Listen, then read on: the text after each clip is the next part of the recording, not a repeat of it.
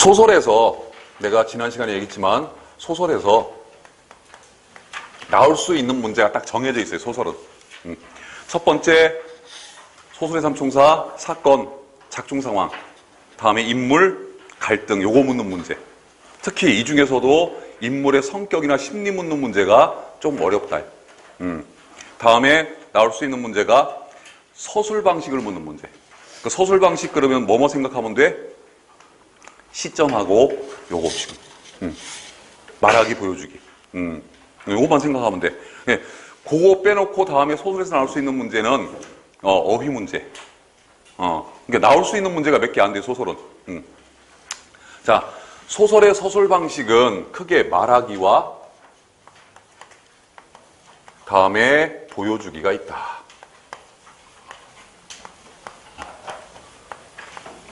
말하기 기법, 보여주기 기법. 뭐 영어로는 옆에 이제 써 있죠. 텔링, 말하기, 보여주기, 쇼잉, 쇼한다고 그러죠. 쇼가 이제 보여준다는 뜻이죠. 그때 사람의 성격도 두 종류가 있어. 보면은 특히 이제 우리 한국 사람들은 남자와 여자가 대체적으로 이런 성격이야. 한쪽은 좀 외향적인, 그 외향적인 건가? 아무튼 간에 말을 할 때 보면은 있었던 일을 있는 그대로 중계를 해요. 특히 우리 한국 여자들이 그걸 잘해. 그래서 소통의 기술이 가장 발달한 사람이 전 세계적으로 조사해봤더니 한국 여자래. 그 얼마나 소통을 잘하냐면 한국 여자 셋이서 커피숍에 가면 4시간을 버텨. 옆에서 들어보잖아요. 하나도 중요한 얘기가 아니야, 내가 듣기에는. 근데 무지하게 중요하게 소통을 잘해. 또 여러분들도 경험했겠지만 우리 집도 그런 것 같은데 자식들하고 소통을 잘하는 건 어머니야, 아버지야? 주로 엄마예요. 근데 또 조사를 해봤더니 소통 능력이 가장 떨어지는 사람들이 한국 남자야.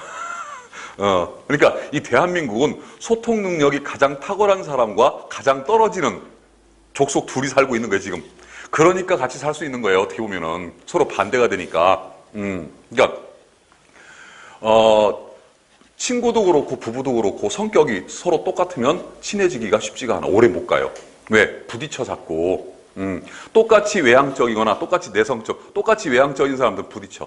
똑같이 내성적인 사람은 답답해서 못 살아, 서로가. 그러니까 한쪽이 내성적이면 한쪽이 외향적이고 한쪽이 뭐 조용하면 한쪽이 시끄럽고 이렇게 가야 어울리거든. 예를 들어서 제가 그런 적이 있어요. 제 이제 개인적인 경험인데 군을 제대하고 복학을 막 하고 나서 그리고 자취한 친구가 자기네 자취방에 와서 하룻밤 소주 한잔하고 같이 자재. 뭐 여러분들도 그런 경험이 있을 거예요, 그죠? 그래서 이제 늦은 시간에 한 10시가 넘어서 그 동네 보니까 얘 자취방이 산 꼭대기에 있어. 왜? 자취생들이 돈이 없으니까 이제 그런 데서 사는 거예요. 올라가고 있는데 바로 주변에서 여자 비명소리가 들려요. 그래서 내가 쫓아갔어. 그때 이제 뭐 군 제대한 지도 얼마 안 됐겠다. 뭐 얼마나 의기가 왕성할 때야. 뭐 무서운 게 하나도 없을 때야, 그때는. 왜? 대한민국을 지켰는데 내가. 그리고 가봤더니 한 아가씨가 한 남성으로부터 성폭행을 당하려고 하는 그런 과정에서 내가 그 여학생을 그 아가씨를 구출하고 봤더니 우리 과 나랑 같이 수업을 듣는 3년 후배야. 그러니까 나는 3년 후배랑 군대 갔다 와서 이제 같이 다니게 되지. 군대 생활 3년 했으니까 우리 때는. 나는 몰랐는데 그 친구가 나를 알아보더라고. 그리고서 이제 걔를 데리고서 이미 뭐 몸에 이제 흙도 묻고 다음에 이제 뭐 여기 앞에 브라우스 좀 터지고 그 집에 갔는데 그 집 아버지 어머니가 딸내미가 늦으니까 문 앞에서 기다리고 있었는데 그 상황을 본 그 아버지가 성격 참 급한 양반이야. 갑자기 내 귀시한배기를 때리는 거야. 내가 그런 것도 아니잖아, 지금, 그죠? 묻지도 않고 그냥 한 대 맞았어, 나는. 그러니까 옆에 있던 그 후배가 아빠 그게 아니라 선배님이 구해줬다, 자기를. 그래가지고 그 아버님이 얼마나 미안하겠어요. 딸내미 구해준 사람 패스니. 알고 봤더니 그 아버님이 또 우리 같은 국문과 선배고 현직 국어 선생님이야. 나를 막 잡아 끌고 집 안으로 데리고 들어가더니 미안해서 그냥 못 보낸다고. 또 그 양반이 술을 좋아해. 그래서 술을 권하는데 어떻게 또 어른이 권하는 걸 또 안 먹을 수는 없고, 뭐, 그래가지고, 내가 술이 좀 약해요. 지금은 아예 거의 먹지도 않고. 근데 어른이 권하니까 어떻게 한 잔 한 잔 먹다가 내 주사는 딱 유일하게 딱 한 가지밖에 없어. 내 주사가. 자는 거. 일어나 보니까 그 집에서 자고, 그 집에서. 이제 그런 스토리를, 그 다음날 학교 가서, 친구들한테 얘기를 해요. 첫 번째. 야, 내가 어제 집에 가는데, 지금 조금 아까 얘기했던 거, 요렇게 얘기를 하면은 요게 뭐야? 말하기야, 말하기. 그냥 사건을 요약해서 설명만 했잖아. 이러이러한 사실이 있었다고. 근데 내가 말을 하는데 어떻게 말을 해? 야, 어제 친구네 자취방에 가는데, 밤늦게 가는데, 거기서 악! 하는 비명소리가 들렸어. 그래서 내가 막 뛰어가 봤더니 어떤 놈이, 한 아가씨를 성폭행하려고 해서 내가 발로 걷어찼어. 그랬더니 그 놈이 윽! 하고 떨어지더니 날 쳐다보더니, 이거 뭐야? 그러더니 도망갔어. 그리고 대화한 내용 그대로, 있었던 내용 그대로 중계를 해. 이게 보여주기야. 이게 보여주기라고. 그러니까 사람도 성격에 따라서 말을 할 적에 있었던 내용을 그대로, 그러니까 자기가 대화한 내용, 저쪽에서 그 상대방이 한 내용을 그대로 대화하듯이 전달하는 사람이 있고, 한국 남자들은 주로 어떻게 그걸 요약을 해서 그냥 설명을 해버리죠. 그게 말하기야. 또 쉽게 설명한다면 이렇게 생각하시면 돼요. 우리가 뭐 어제 뭐 손흥민이가 두 골 넣었다며. 축구 중계를 보는데 현장에 가서 운동장에서 보거나 아니면 TV로 본다. 그건 보여주는 거 아니야, 지금 방송이. 근데 한쪽은 라디오로 듣는다고 생각을 해. 그러면 라디오로 듣는 거면은 아나운서가 그 상황을 설명해 줄 거 아니야. 그럼 우리는 그 설명해 주는 내용을 듣고 그 상황을 상상을 하죠. 그러니까 말하기 기법은 독자들에게 뭐 하라고? 들으라고 말하는 거야. 들으라고. 쇼잉, 보여주기는 뭐라고? 보라고. 그래서 보여주기 기법과 말하기 기법을 구분하는 좋은 방법 중에 하나가 아주 단순해요. 대화체로 돼 있으면 100% 보여주기야. 대화체로 돼 있으면 100% 보여주기야. 예를 들어서 지문이 나왔는데 거기 대화문이 지문의 한 60%, 절반 이상을 차지해. 그러면 그 글은 대체적으로 무슨 서술 방식? 보여주기 서술 방식을 쓴다라고 생각하시면 돼요. 그리고 대화체가 아니라 그냥 서술체로 돼 있어. 그러면 그게 뭐야? 말하기인데 여기서 끝나면 재미가 없죠. 꼭 예외가 있어요. 서술체로 돼 있지만, 잘 들어. 서술체로 돼 있지만 어떤 장면이나 어떤 상황을 묘사하는 내용이 있죠. 그것만큼은 보여주기야. 그러니까 예를 들어서 서술체가 많아. 대화체가 거의 없어. 그러면 일단 말하기라고 생각을 하고, 그리고 검색을 해봐야 돼. 지문 읽어봐야 돼. 이게 지금 그냥 어떤 사건을 요약을 해서 설명을 하는 건지, 아니면 어떤 상황을 묘사하는 건지. 그 묘사가 뭐예요? 그림을 그리듯이 글로 서술하는 걸 묘사라고 그랬지. 글로 그림을 그려내는 게 묘사야. 그럼 묘사를 한 거는 우리 독자들은 읽어야 돼, 봐야 돼?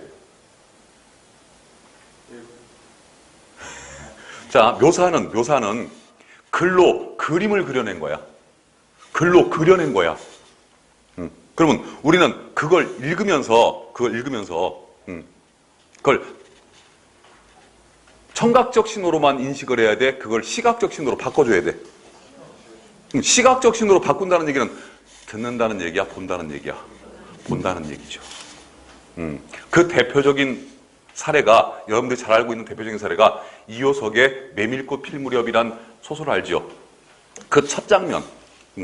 여러분들 고등학교 때 아마 교과서에서 배웠을 거예요. 고등학교 교과서를 보면은 한 페이지, 처음 한 페이지가 다 서술체로 돼 있어.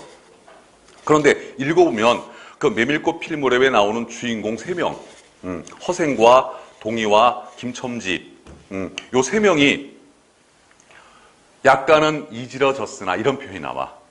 보름달이 휘영청 뜬 하얀 메밀꽃밭을 걸어가는 장면을 정말 아름답게 묘사하죠.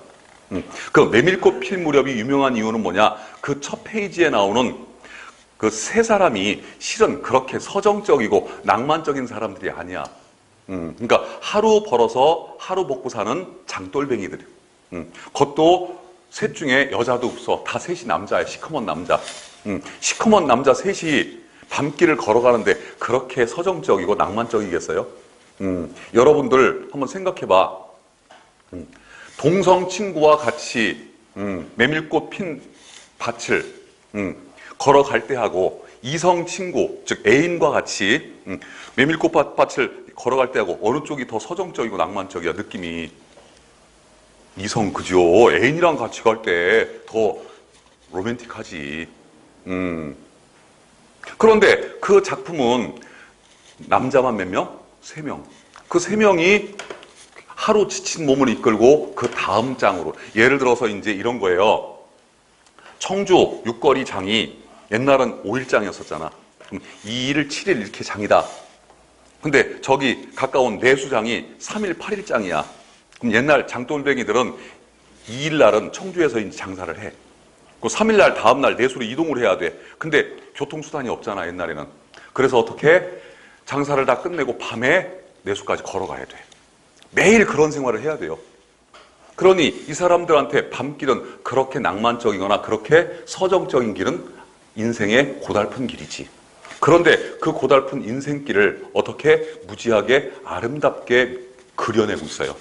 그러니까 그 부분을, 비록 서술체지만 그 부분을 보면 우리 눈에 선하게 그 풍경이 보여. 그러니까 묘사가 돼 있는 글들을 읽어보면 서술체지만 우리 눈에 선하게 보이는 부분들이 있어.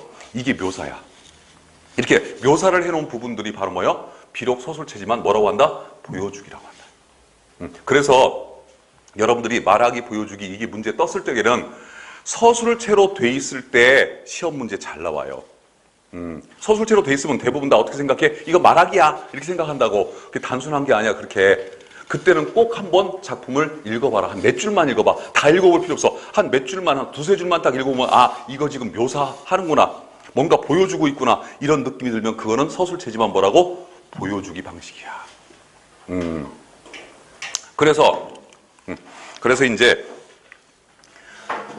말하기는 어떤 사건에 대해서 말을 할 적에 말하기 기법을 쓰면은 어떻게 돼요?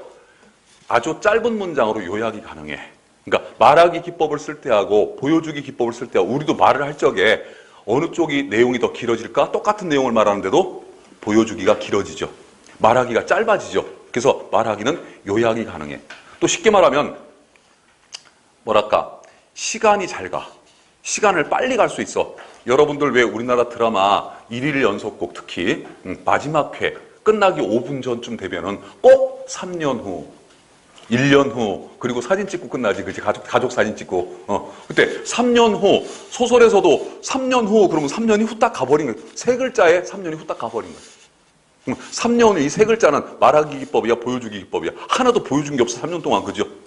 그러니까 3년 동안에 아무 일이 없었기 때문에 소설은 그냥 3년 후라고 하는 거예요.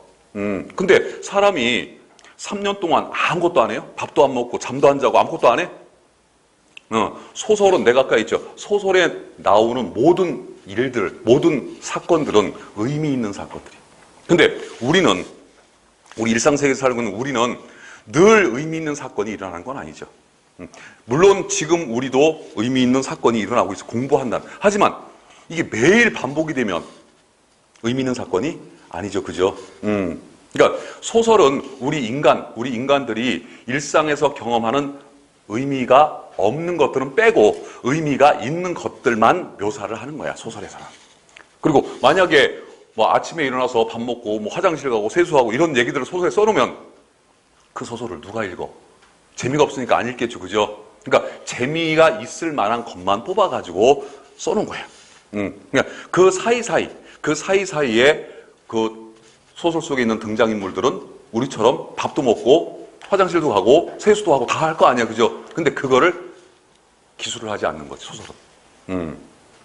그리고 그럼 말하기가 요약적 제시, 즉 요약을 할 수 있는 그런 특징이 있다면은 보여주기는 어떤 특징이 있냐면 아무래도 대화 내용과 다음에 등장인물들의 행동들 또는 장면들을 다 그려내기 때문에, TV처럼 그려내기 때문에 현장감이 있고 생동감이 있는 기술이 가능해요. 아무래도 현장감이나 생동감은 보여주기가 더 많겠어, 말하기가 더 많겠어? 당연히 보여주기가 더 많겠죠. 그러니까 외우려고 하지 말고 아 이래서 이런 거구나라고 이해를 하면 빨라. 자 다음에 화법으로 말한다면 화법. 말하기가 간접 화법에 속해요. 전달하는 거예요. 전달.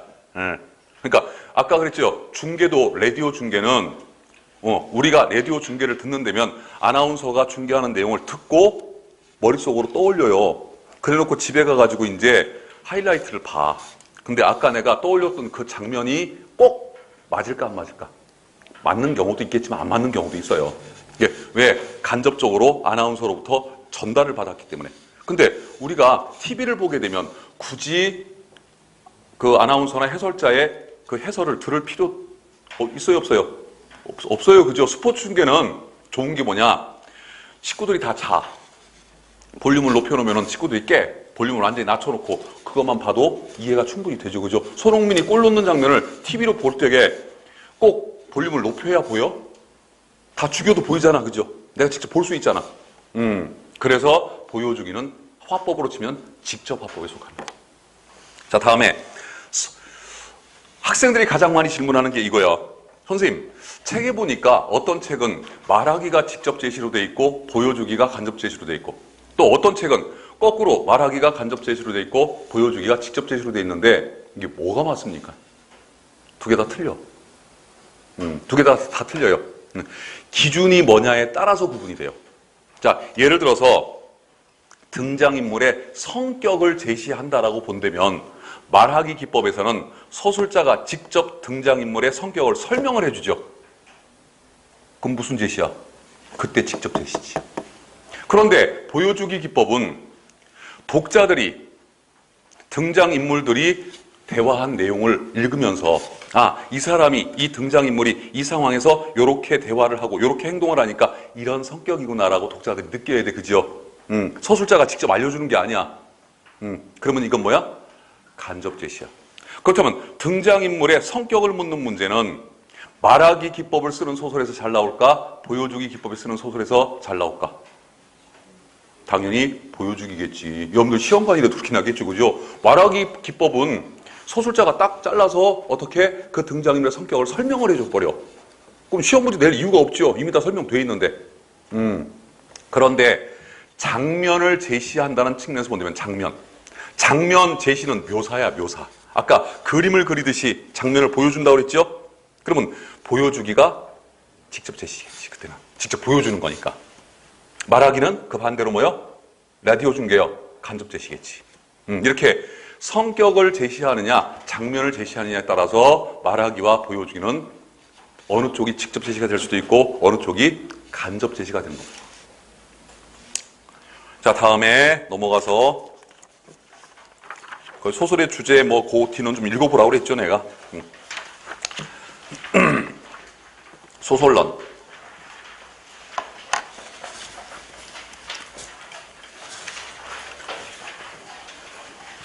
지난번에 그 시인론 할 적에도 제가 그렇게 얘기했죠. 제가 작가를 부르면 작가가 중요하다.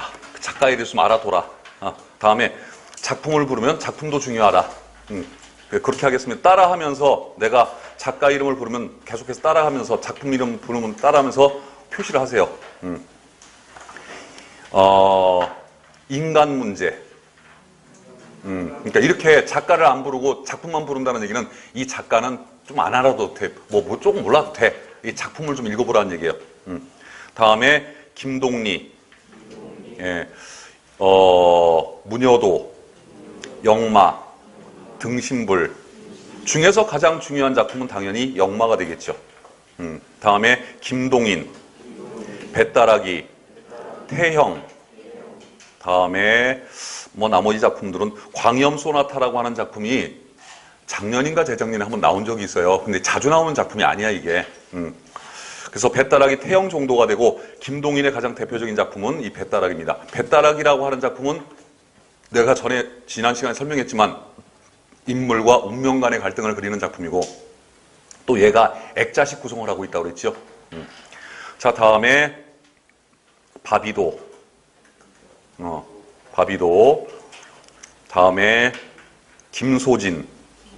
예, 현재 생존 작가입니다. 이제 아마 김소진 작가 작품이 이제 공시에도 수능에 나왔었어요. 공시에도 곧 나올 가능성이 있어요. 열린 사회와 그 적들, 자전거 도둑. 특히 자전거 도둑이라는 작품을 유의하시기 바랍니다. 다음에 김승옥, 많이 중요한 작가죠. 매우 중요한 작가. 이 김승옥이라고 하는 소설가와 필적할 만한 그런 경향의 시인이 바로 그 유명한 김광균이야. 그러니까 김승옥이 시를 쓴다면 김광균처럼 쓸 테고, 김광균이 소설을 쓴다면 이 김승옥처럼 쓸 거예요, 아마. 자, 김승옥의 서울 1964년 겨울, 예, 무진기행, 누이를 이해하기 위하여. 이 중에서 서울 1964년 겨울과 무진기행이 이미 두세 차례 출제가 된 바 있어요. 다음에 어둠의 혼, 다음에 김유정, 유명한 작가죠. 동백꽃, 봄봄, 금 따는 콩밭, 만무방, 예, 중에서 뭐 네 작품 다 중요합니다. 다음 김정한, 지난 시간에 계층과 계층 간의 갈등을 주로 그렸다고 하는 유명한 작가죠. 이 작가도 모래톱 이야기, 수라도, 인간단지, 다음에 객주. 이 객주가 참 유명한 작품인데 시험 문제 자주 안 나오는 이유는 얘가 장편 소설이에요. 저 제 블로그에 가시면은 줄거리가 좀 요약돼 있으니까 보시기 바랍니다. 다음에 모범사육, 외촌장기행, 거기 김주영도 밑줄 쳐놓고 김주영. 다음 문순태, 징소리, 철쭉제, 타오르는 강, 다음에 상여울음, 무너지는 소리, 살아있는 소문. 예, 최근 출제 경향으로 봤을 때 문순태 씨 작품이 나올 가능성이 상당히 높아요. 다음에 모범 경작생, 다음에 박완서. 우리나라 1세대 여류 소설가 그러면 박경리 선생이죠. 토지를 썼던 이 박완서 선생도 여류 소설가인데 박경리 선생의 뒤를 잇는 2세대 소설가입니다. 최근 들어서 우리 공시에 여류 작가의 작품들이 예전보다 많이 출제가 되고 있어요. 그 여자네 집. 아마 이 작품은 여러분들 지금 한 20대 중반 정도 된 여러분 그 정도 나이라면 교과서에서 한번 봤던 적이 있을 겁니다. 다음에 엄마의 말뚝, 지렁이 울음소리, 부끄러움을 가르칩니다. 다음에 넘어가서 소설가 구보씨의 일일, 천변풍경, 다음에 강, 다음에 불꽃, 다음에 재수없는 금이환양, 다음에 제3인간형, 다음에 양기자 씨도 현재 생존해 있는 여류 작가죠. 원미동 사람들, 원미동 시인.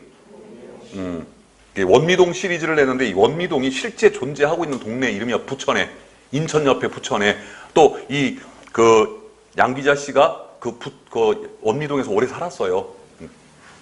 다음에 염상섭, 3대. 지난 시간에 그 3대에 나오는 3대에 해당하는 그 조이관, 다음에 그 조상훈, 다음에 조덕기. 요 세 사람의 성격 알아두라고 그랬죠. 두파산, 만세전, 다음에 유예.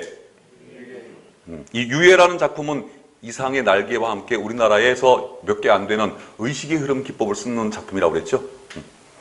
다음에 윤훈길. 최근에 우리 시험에 잘 나오는 작가입니다. 이 작가가. 아홉 켤레의 구두로 남은 사나이, 다음에 장마. 이 두 작품은 작년 올해 계속 나오고 있어요.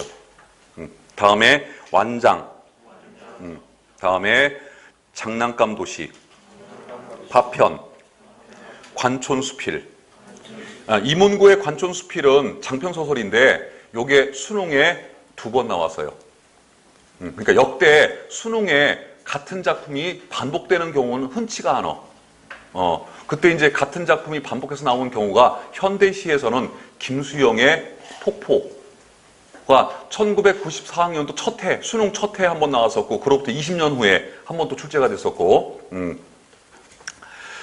다음에, 유자소전, 다음에 이문열, 예, 그 70년대, 그러니까 우리나라의 가장 소설가 중에 대작가는 황순원 선생이고, 그 황순원 선생을 잇는 대작가는 돌아가신 이청준 선생이고, 이청준을 이어가는 대작가가 바로 이 이문열 씨. 현재 생존해 계십니다. 이분도 사람의 아들, 다음에 금시조, 다음에 우리들의 일그러진 영웅.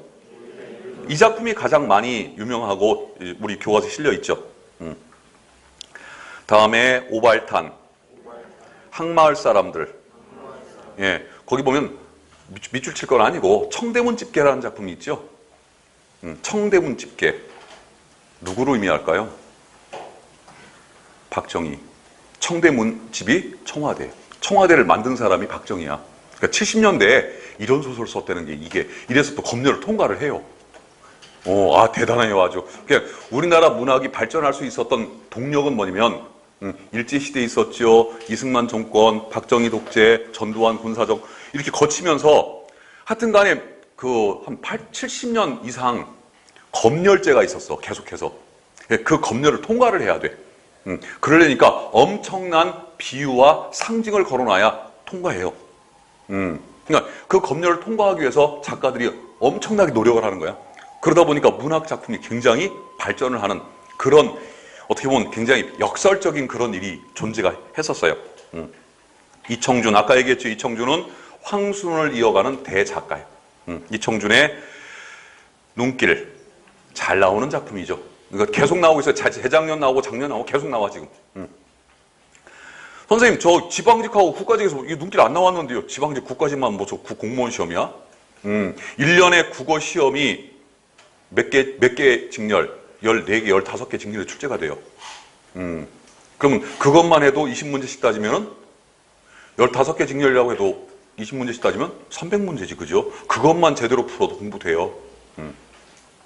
다음에 당신들의 천국. 선악동 나그네. 선악동 나그네란 작품이 이게 액자식 구성을 하는 액자소설인데 대부분 액자소설은 틀 이야기의 전개 부위에 내용 이야기가 껴들어간다고 그랬죠. 그런데 이 선악동 나그네라고 하는 작품은 액자식 구성인데 좀 특이해. 틀 이야기의 발단이 시작되면서 같이 내용 이야기의 발단이 같이 가. 그러다가 슬그머니 또 틀 이야기의 전개가 가. 그러다가 또 슬그머니 내용 이야기의 전개가 이런 식으로 가. 지그재그로. 그래서 읽다가 보면 이게 지금 내용 이야기의 스토리인지 틀 이야기의 스토리인지 깜빡 헷갈려. 그래서 이 작품이 나오면 무지하게 어려워요. 풀어내기가. 이 선악동 나그네라고 하는 이 작품이 단편, 이것도 교과서에 실렸던 작품이야. 선악동 나그네의 단편을 가지고 만든 장편이 바로 그 유명한 서편제. 소설 서편제. 서편제는 이제 영화로 이제 떴는데 원래 원작이 이청준의 서편제라는 장편 소설이에요. 그 서편제 원작이 이 선악동 나그네. 다음에 병신과 머저리. 요것도 금년에 어떤 직년인가에서 나왔어. 다음에 매자비, 소문의 벽. 요것도 재작년에 출제가 됐었어.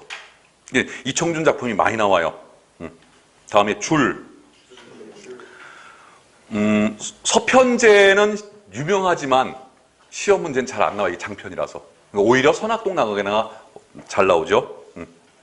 자, 다음에 최근 들어서 이태준 선생 작품이 나오기 시작하대 또. 꽤 오래된 작품인데 이거. 복덕방, 달밤, 다음에 해방전후, 밤길, 돌다리, 다음에 이호철의 달아지는 살들, 다음에 판문점, 문어 앉는 소리. 아까 그 누굽니까?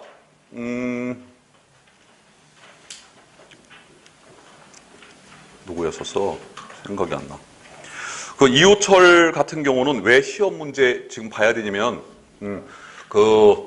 이 6.25 전쟁과 우리 분단 문제를 다루고 있는 작품들이 있어요. 아무래도 우리 지금 문재인 정부가 그 남북 교류, 남북 통일 이런 거에 관심이 많은 정부다 보니까 우리 분단 문제를 다루고 있는 작품들이 시험 문제 출제가 잘 되는 편이에요. 다음에 이효석. 예, 아까 말했던 그 유명한 메밀꽃 필 무렵. 다음에 돈이 뭐예요? 돼지. 돼지.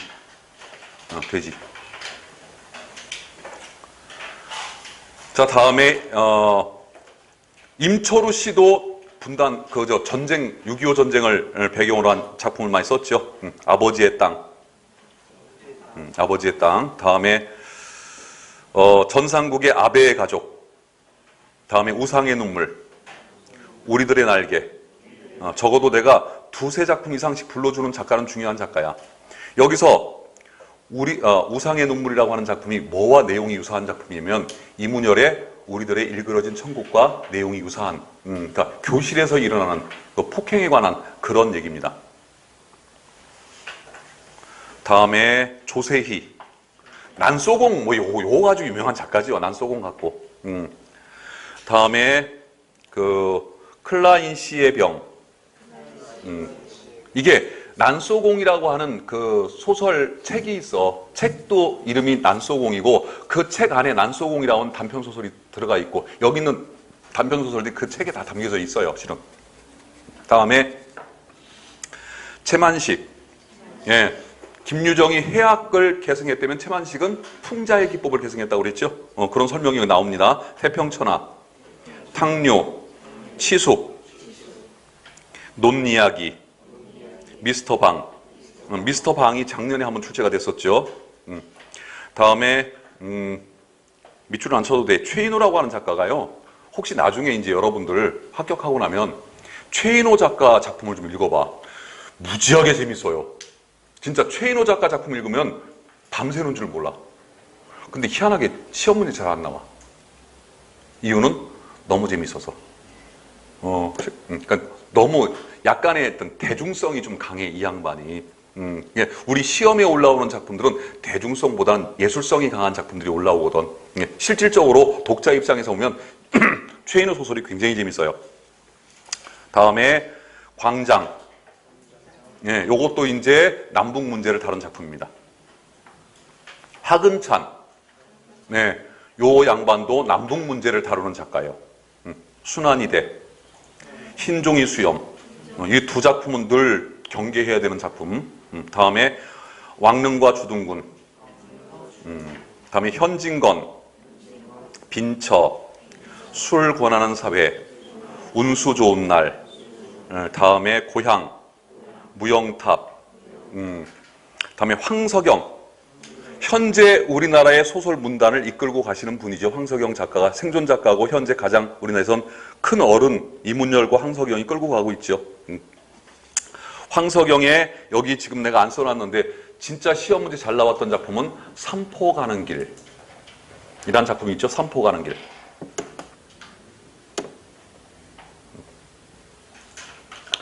이 중에서 이 황석영 작가도 최인호 작가만큼 재밌는 소설을 쓰는 분인데 하여튼 생존 작가이기 때문에 잘 안 나오긴 해, 시험 문제. 근데 삼포 가는 길은 잘 나왔어요, 아주 지금까지. 그 나머지 작품 중에 좀 나올 만한 작품이 있다면은 여기 개밥바라기 별 아마 읽어보신 분들 있을 거예요. 잘 써요. 이 황석영 작가가 중졸이라는 사실 아십니까? 중졸, 학년은 중졸이야.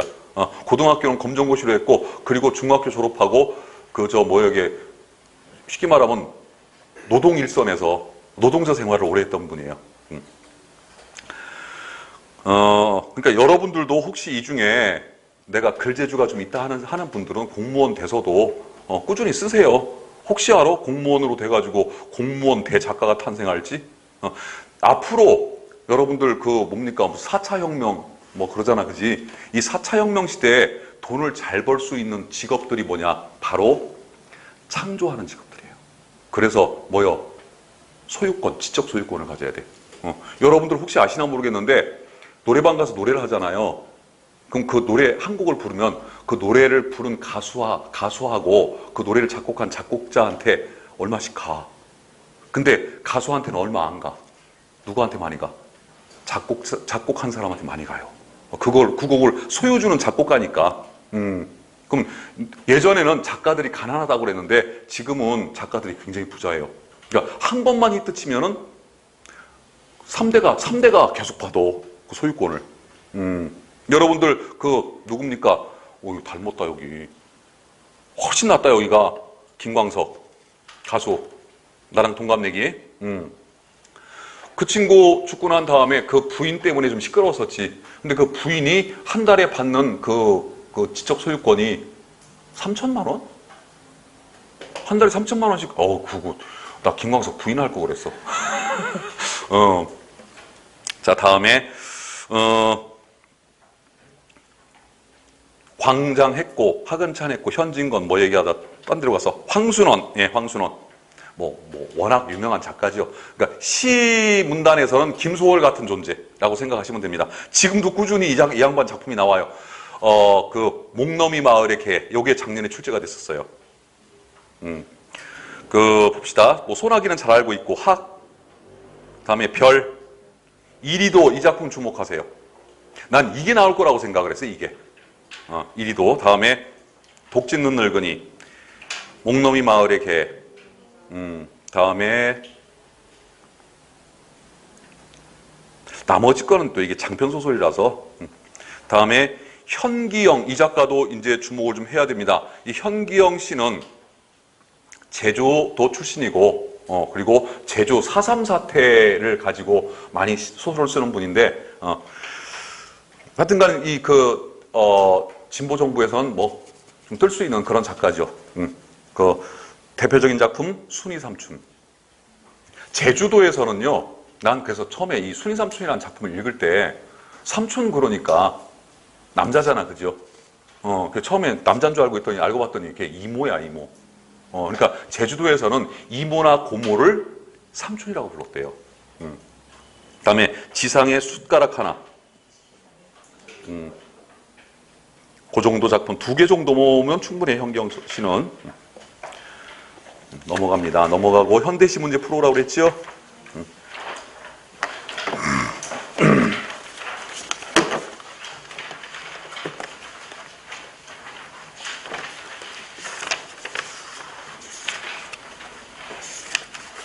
종합반, 이 이론 종합반은 말 그대로 이론 종합반이기 때문에 이론 위주로 수업을 하고, 그래도 한 번쯤은 문제를 어떻게 푸는 건가 좀 아는 게 좋기 때문에 제가 문제는 많지 않지만 그 문제를 한번 푸는 기회를 갖겠습니다.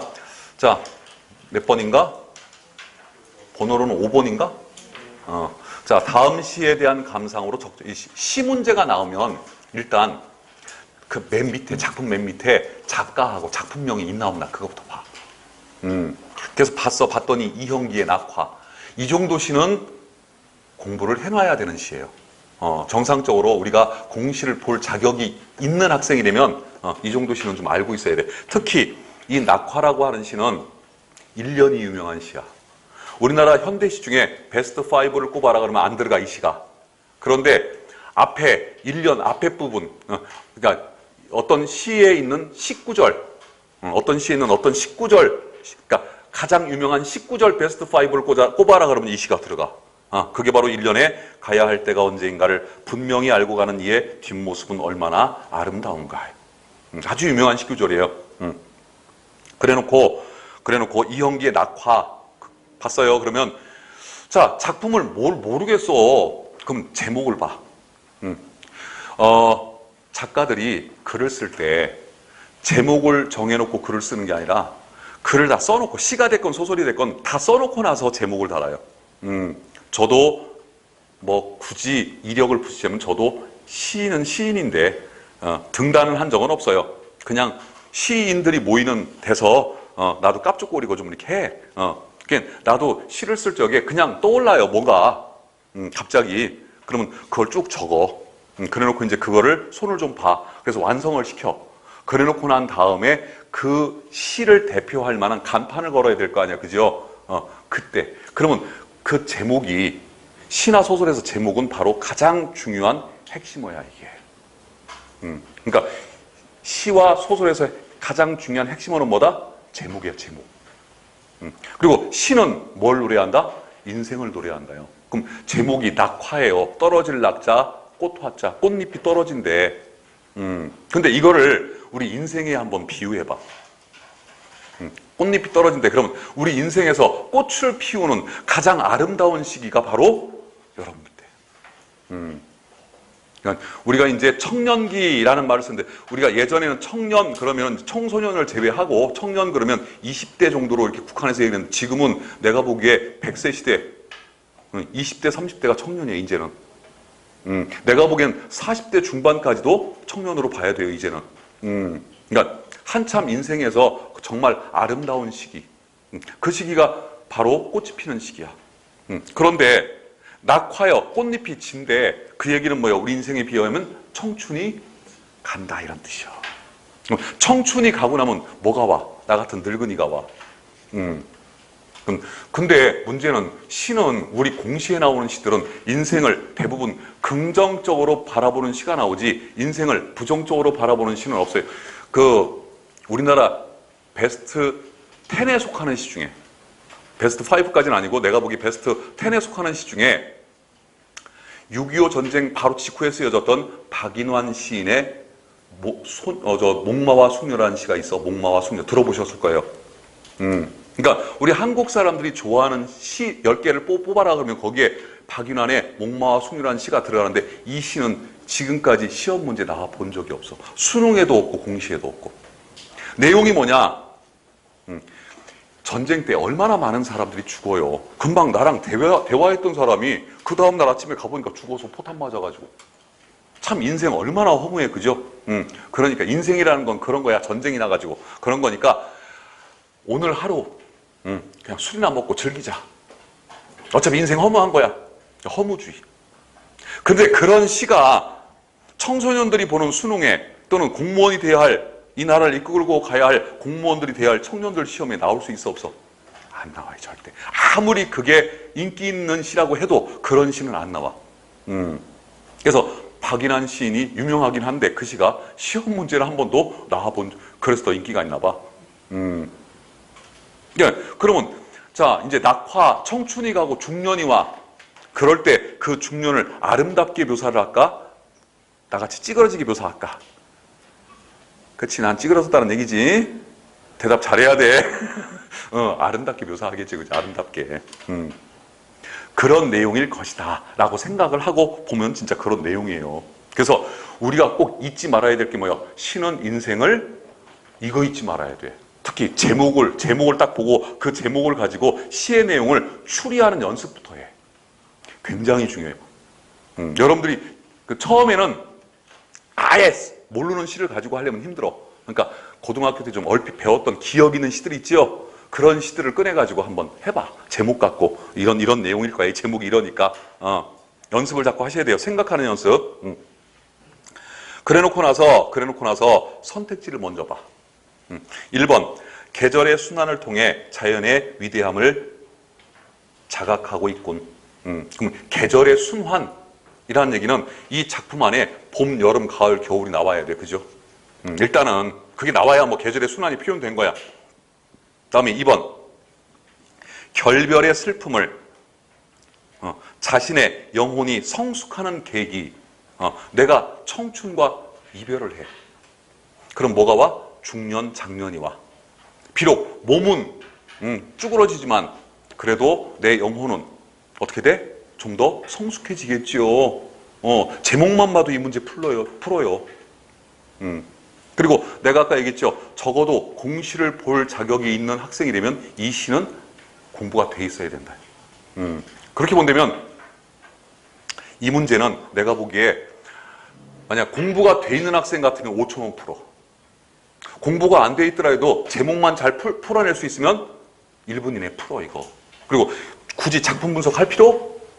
그러니까 우리 공시가 아직도 좀 문제가 있는 게 뭐냐면, 문학 작품들, 문학 문제들이 작품을 보고 풀게끔 문제를 줘야 되는데 이제 그런 문제들이 좀 나오기 시작을 해요. 그러면 시간이 걸려요. 작품 안 보고 풀 수 있는 문제가 지금까지 지배적으로 많았어. 근데 서서히 재작년서부터 작품을 꼭 봐야 풀리는 문제들이 나오기 시작을 했어. 그만큼 뭐요? 생각을 하게끔 유도하는 그런 문제들이 출제가 된다는 얘기예요. 그러니까 문법은 조금씩 쉬워지고 문제수가 줄어든 반면에 독해, 문학, 비문학은 문제수가 늘어나면서 그 문제가 조금씩 어려워지고 있어요. 3번, 이별을 받아들이지 않으냐는 의지적 자세를 엿볼 수 있다. 이별을 받아들이지 않는다. 청춘과의 이별을 받아들이지 않으면 어떻게 해, 이거? 그럼 나이 먹는 걸 부정적으로 본다는 거지. 다음에 흩어져 떨어지는 꽃잎을 통해 인생의 무상함을, 인생무상, 시에서 인생무상이 나타나는 시들이 몇 개 있어. 첫 번째, 고시조에 나타나, 고시조. 우리 현대시에는 인생무상이 나타나는 시가 없어. 없는 게 아니라 시험 문제 출제가 된 적이 없다는 얘기예요. 소설은 인생무상을 나타내는 소설이 있어. 무슨 소설에서? 고전소설에서. 솔직히 여러분들 고전소설에 지난 시간에 내가 줄거리까지 얘기했던 바로 뭡니까? 구운몽. 그것도 인생무상 아니에요. 그죠? 그러니까 고전문학에는 인생무상을 나타내는 작품들이 출제가 되지만 우리 현대문학에선 인생무상을 나타내는 작품들 출제가 거의 안 되고 있어요. 현재. 그래도 한번 시를 한번 배워봅시다. 내가 여러분들한테 이렇게 조사를 해봤더니 중고등학교를 다니면서 시 한 편을 소리내서 한 번도 안 읽어본 학생들이 생각보다 많더라고. 그러니까 눈으로 그냥. 그러니 이게 머리에 남을까? 진짜 시험 문제 잘 나오는 시라면요, 한번 써보세요. 그것도 공부해요. 그러니까 쓰면서 공부한 거하고 그냥 공부한 거하고 기억이 뭐가 오래가? 그치요? 근데 쓰라고는 안 할게. 소리내서 한번 읽으면서 시에 젖어봐라. 시는 뭘로 느껴야 돼? 가슴으로 느껴야 돼, 가슴으로. 내가 가르쳤던 학생 중에 지금 모 언론사에 홍콩 특파원을 하고 있는 여학생이에요. 지금 뭐 나이가 30, 그 녀석이 7인가 꽤 먹었어. 그 친구가 대전 외국어 고등학교를 나왔는데 똑똑했지요. 외국어 고등학교 갈 정도니까. 걔는 내가 시를 이렇게 가르치잖아. 그러면 혼자서 미친놈처럼 혼자서 딴 애들이 다 쳐다볼 거 아니에요. 그죠? 혼자서 야 진짜 좋다. 혼자 그래요. 근데 걔는 시 문제를 하나도 안 틀려. 왜? 감동을 받으면 안 잊어먹거든. 그러니까 스스로가 감동을 받고 젖어보는 거예요. 그게 시 공부에서 굉장히 중요해요. 자, 봅시다. 1년 같이 한번 읽어봅니다.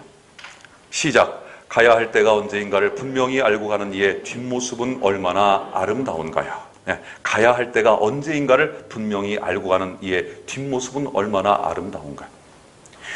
뭐 극단적인 얘기겠지만 우리나라의 정치인들, 대표적으로 대통령 직위에 있던 분들 중에는 가야 할 때가 됐음에도 불구하고 스스로 가지 않았다가 참 운명이 좀 이상하게 된 대통령들이 초대 대통령서부터 그랬죠.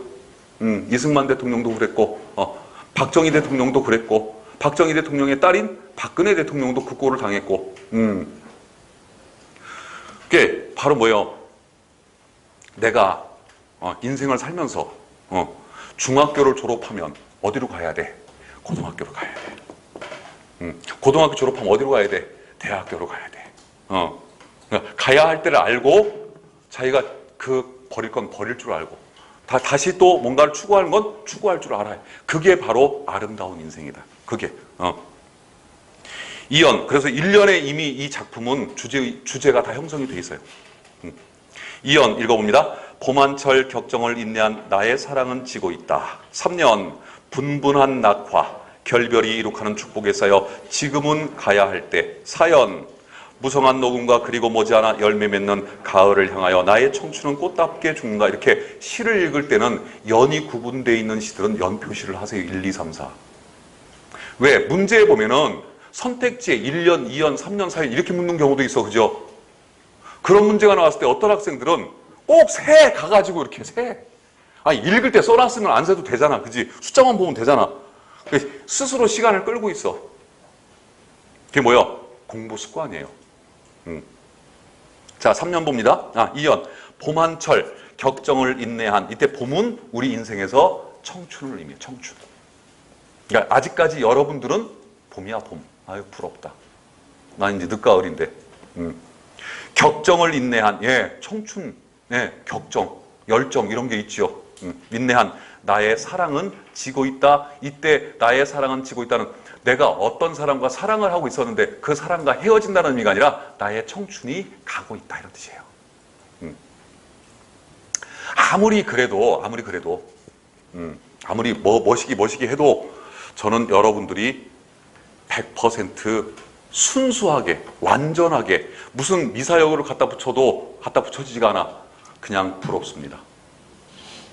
나도 여러분들 만날 때가 있었는데 그때로 돌아가고 싶은데 그렇게 할 수가 없잖아. 그죠? 자, 다음에 3년 분분한 낙화. 분분하다.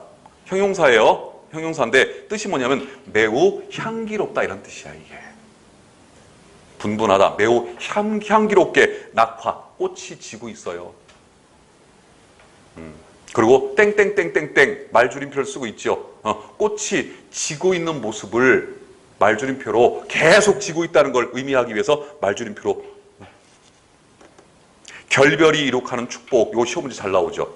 무슨 법? 역설법. 설명하다 보니까 참 지난번 공감각적 이미지 풀어라 그러니까 내가 안 알려줬네. 그지? 그거 좀 이따 해야 되겠다. 생각났을 때. 자, 결별이 이룩하는 축복할 적에 결별과 축복은 서로 반대말이죠.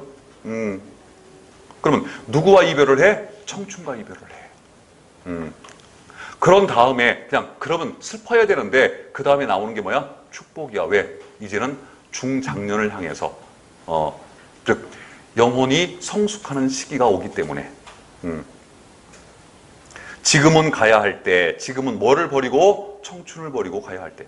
사연, 무성한 녹음과 그리고 머지않아 열매 맺는 무성한 녹음. 그러니까 봄이 나왔고 여름이 나왔으니까 1번에 계절의 순환은 나왔네요. 그죠? 나오긴 나오네. 그래서 무성한 녹음은 여름을 의미해. 머지않아 열매 맺는, 열매 맺는. 이게 바로 뭐예요? 이때 열매가 영혼의 성숙함. 열매도 성숙, 익어야지 먹을 수 있잖아. 그죠? 가을을 향하여 나의 청춘은 어떻게? 꽃답게 죽는다. 꽃답게 죽는다도 일종의 역설적 표현이죠. 죽는 거는 아름다운 게 아니야. 근데 꽃답게, 꽃처럼 아름답게 죽는다. 꽃처럼 아름다운 청춘을 보내야 그 뒤에 이어지는 중장년이 또 아름다울 수가 있고.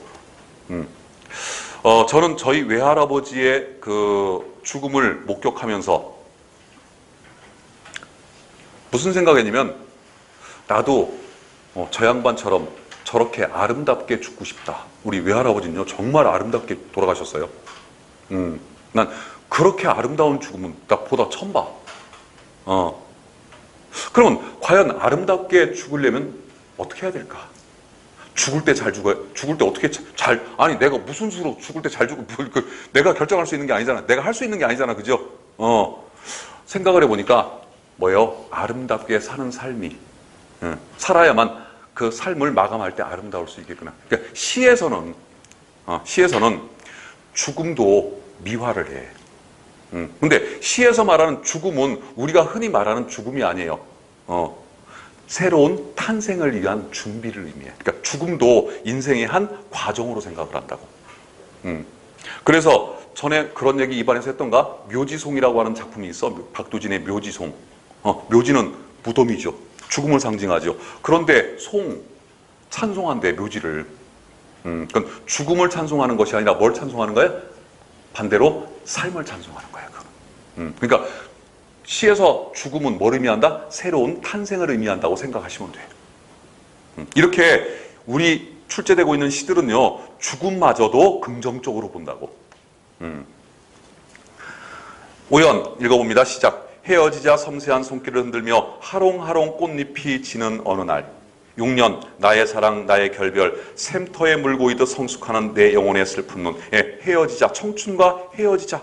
섬세한 손길을 흔들며 누가? 청춘이 잘 가라고 나한테.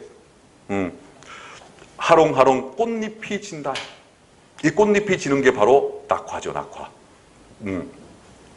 나의 사랑 나의 결별. 그러니까 청춘과 결별, 이별하고 나니까 뭐가 생겨? 샘터에 물 고이듯이 성숙을 해. 뭐가? 내 영혼이. 그래도 그런 말 하잖아. 어른 말, 한 살이라도 나보다 더 먹은 사람 말을 들으면 자다가도 떡이 생긴다. 그런 속담이 있죠. 그러니까 나이 먹은 사람을 뭐라고 그래? 한자어로 선생. 선생의 한자 뜻이 그래요. 먼저 선자, 태어날 생자. 먼저 태어난 놈, 그런 뜻이오, 결국은. 그러니까 먼저 태어나서 삶을 먼저 살아본 사람들이 나이 어린 사람들보다는 뭐 육체는, 몸은 힘들지만 아무래도 판단력이나 또는 심사숙고하는 그런 능력은 훨씬 더 많죠. 인생에 대해서 훨씬 더 많이 알고 있죠. 그래서 자꾸 여러분들도 아마 속으로 많이 답답할 거예요. 공부하시면서. 심지어는 그런 생각도 많이 한다고 그래. 내가 이제 학생들하고 이렇게 일부러 점심도 같이 먹고 자꾸 대화를 하려고 그러는데 그 이유가 뭐냐? 학생들의 얘기를 내가 들어. 그러면 내가 그 문제를 해결은 못 해줘. 그럼 해결할 사람은 누구야? 장본인이 해결을 해야 돼. 근데 말을 하고 나면, 그래도 해결 안 돼도 말이라도 하고 나면 속이라도 좀 시원해지잖아. 그죠? 어떤 학생은 심지어 나한테 그런 얘기를 합니다. 선생님, 저 공부를 그만둬야 될 것 같아요. 너 몇 개월 했니? 한 8개월. 그거 아까워서 어떡하니? 8개월 하고. 너무 아까워, 야. 너 내가 보기에는 내년에 시험 붙을 것 같아. 그건 내가 그냥 하는 말이지. 학생한테 용기를 주려고. 그죠? 붙을지 안 붙을지는 두고 봐야 아는 거야. 근데 7, 8개월 해보니까 너무 힘든 거야, 공부가. 흔들려요. 그럴 때 누군가가 있어서 말이라도 한마디 따뜻하게 해주면 그 학생이 다시 돌아가. 그런 멘토를 하나씩 만드세요. 그래서 가끔씩 좀 지치고 힘들고 좀 좀 공부가 안 될 때, 그럴 때 예전에 제자 중에 그런 제자가 있어. 대학 가서까지도 나한테 찾아올 때 회초리를 들고 와. 선생님, 제가요 요즘에 너무 방만해진 것 같아요. 선생님, 회초리 좀 쳐주세요. 그러니까 그렇게 찾아갈 수 있는 사람이 있다는 게 행복한 거예요. 그죠? 자기 말을 귀담아서 마음을 열고 들어줄 수 있는 사람이 있다는 것 자체가 그 사람한테는 그게 재산이야. 내가 살아보니까 진짜 큰 재산은 돈이 아니라 사람이더라고, 사람. 그래서 여러분들도 공부하는 가운데 그런 멘토가 될 만한 분이 있으면 꼭 한 사람 정도 만들어서 지치고 힘들 때 좀 기대세요. 기대도 되는 사람이라면 기대. 자, 다음에 내 영혼의 슬픈 눈. 영혼은 성숙해져. 그런데 청춘을 떠나보내는 내 눈이 어때? 슬프죠, 당연히. 아무리 영혼이 성숙해진다고 해서 청춘을 떠나보내는 게 좋겠습니까? 정답은 2번이 되겠죠, 2번. 요게 이 시의 주제예요, 주제. 그래서 시는 주제를 묻는 문제가 자주 출제가 돼요. 소설은 주제를 묻는 문제가 자주 출제가 안 돼. 왜? 부분을 발췌해서 내기 때문에 그 작품 전체의 주제를 못 물어봐. 근데 예전에는 출제가 됐었어. 그냥 어떻게 했냐면요. 누구의 무슨 작품의 주제는 뭐냐 이렇게 물어봤어요. 한 10년 전 그런 문제가 어딨어, 세상에. 그럼 작품하고 주제를 다 외워야 돼, 그죠? 연대 표식으로. 그럼 국어 문제가 아니지. 지금은 이제 그런 문제가 출제가 안 됩니다. 다음 작품. 자, 작품이 정지용의 인동차. 정지용 그러면 내가 꼭 알아둬야 되는 작가라고 그랬지요. 우리나라의 그 주지시를 처음 소개한 분이고, 주지시를 쓰기 시작했던 분, 이미지시를 최초로 쓰기 시작했던 그런 분이에요. 자, 작품 봅니다. 인동차, 제목이 인동차요. 참는다예요. 참을 인자, 겨울동자요. 차는 마시는 차. 이게 차라고도 읽고 다라고도 읽죠, 다. 우리가 흔히 추석은 차례를 지낸다고 그래. 그죠? 그때 추석 차례는 원래 어떻게 지낸 거냐면 1년 동안 자기가 재배하고 갖었던 차를 좋은 것만 따가지고 자기가 직접 덮어서 차를 한 잔 정성껏 따라놓고 제사상에다 차 한 잔 올려놓고 제사를 지내는 게 차례예요. 근데 그렇게 검소하게 지냈었는데 지금은 상에 올라가는 음식만 한 20가지가 되지, 그지? 내가 보기에는 허례허식이야. 그거는 제사 음식이 많아진 이유는 뭐냐? 옛날에 우리 민족이 못 먹고 못 살아서 제사 때라도 좀 먹으려고 그 죽은 사람이 먹는 거 아니잖아, 그죠? 그러니까 지금은 근데 이제 먹고 살 만큼 하잖아. 먹고 살만 하잖아. 지금은 이제 좀 제사 음식을 좀 줄일 필요가 있어요. 그래서 인동차 그럼 뭐야? 겨울을 견딜 수 있는 차. 그러니까 어떤 사람이 겨울을 나는데 차를 마시면서 겨울을 견디고 있대. 뭐 그런 의미일 것 같아. 자, 봅시다. 1년. 어이구, 한자가 있어. 그죠? 이렇게 거북해. 자, 봅시다. 노주인의 장벽에 무시로 인동 삼김물이 나린다. 이렇게 우리 공시는 한자가 직접 기재되는 경우도 있어요. 못 읽으면 못 읽는 거지, 한자는. 노주인의 장벽에 무시로 인동 삼김물이 나린다. 항상 정지용 시를 읽을 때는 어떻게 읽어라? 읽지 말고 봐라요, 봐라. 이미지시기 때문에 주로 이미지에서 가장 많이 쓰는 게 시각적 이미지라고 그랬지. 그려보세요. 상상을, 그 상황을 눈으로 그려봐야 돼. 보는 시야, 보는 시. 보여주기 시. 소설로 말하면. 그래서 노주인의, 늙은 주인의, 그럼 주인공이 누구야? 늙은 사람. 노인네, 어르신. 한 분이, 그 사람 장벽. 거기 내장에 무시로, 시시때때로 인동, 겨울을 참아내는 삼김물. 예. 어떤 약초나 어떤 풀 같은 거 이런 것들을 삶아서 우려낸 물을 삼긴 물이라고 한대요. 물이 나린다. 그러니까 어떤 노인네가 한 겨울 동안에 어떤 그 약초를 이렇게 우려낸 차를 계속 마시고 있는 거예요, 지금. 거기부터 시작이 되는 거예요, 시가. 이연. 읽어봅니다. 자작나무 덩그럭 불이 도로 피어 불고. 왜 나만 읽어? 여러분들이 이거 여러분 시험 보는 거예요. 내가 시험 보는 거 아니야. 3년 읽어. 시작. 구속에 그늘지어 무가 순도다 파릇하고. 사연. 흙냄새 훈훈이 김도살이다가 바깥 풍솔소리에 잠착하다. 자, 2연 3년 가면서 무슨 이미지가 도드라지게 나타나요? 시각적 이미지 중에 색채적 이미지가 도드라지게 나타나죠. 자작나무 덩그럭 불이 도로 피어 붉고 빨갛게 불이 폈어. 어떤 느낌? 시각적으로는 빨간색이지만 이게 촉각적으로 전환시키면 따뜻한 느낌, 그죠? 그러니까 바깥에는 지금 눈보라가 치는 겨울이야. 근데 이 노주인이 살고 있는 이 집은 불이 펴서 따뜻한 느낌, 훈훈한 느낌. 3년 구석에 그늘지어 무가 순도다 파릇하고 파릇하다. 이때 파릇하는 뭐예요? 생명력, 생명을 의미하는 느낌. 무가 순이 돋아 싹이 나. 이거 뭐요? 겨울에 무슨 무가 싹이 나? 이유가 있어요. 옛날 집들, 특히 이 북쪽 지방의 집들은 아시겠지만 방하고 부엌 연결돼 있어. 그래가지고 이제 옛날에는 추우니까 겨울이 되면 부엌이 옛날 흙이었지, 흙. 그죠? 지금 시멘트가 아니라 흙이야. 부엌 한 구덩이를 구덩이를 파가지고 거기다가 무하고 감자 같은 걸 놓고 다시 흙으로 덮어. 그러면 부엌까지는 불이 있어서 따뜻하니까 걔네들이 안 얼어. 근데 바깥에다 묻어버리면 얼어. 그래서 이제 그 부엌 바닥에다가 이렇게 묻어놓는. 그럼 거기가 따뜻하니까 얘는 여기에 무나 묻어놓은 감자들이 정신이 헷가닥 돌아가지고 따뜻하네, 봄이네. 그리고 싹이 나와요, 거기서. 그런 현상이 그런 현상을 이렇게 묘사한 거예요. 그래서 무가 순도다. 순은 새싹을 말하는 거고, 이때 새싹은 생명을 의미해, 생명. 그러니까 바깥에는 눈보라가 치는 겨울인데 지금 이 건물 안은 새싹이 돋아나는 생명이 탄생되는 그런 공간, 뭔가 따뜻하고 뭔가 안온한 그런 공간이에요. 정지용 시인이 일제시대의 시를 쓴 사람이라는 걸 생각을 해본다면 바로 바깥은 일제강점기를 의미해요. 이 건물 안에는 일제강점기를 피한 이상향, 시적 화자가 지금 추구하는 이상향을 의미할 수 있죠. 흙냄새, 훈훈이 후각적 이미지가 나타나죠. 후각적, 촉각적 이미지. 흙냄새는 후각, 훈훈하다는 촉각이지. 김도설이다가 바깥 풍설 소리에 풍설, 눈보라.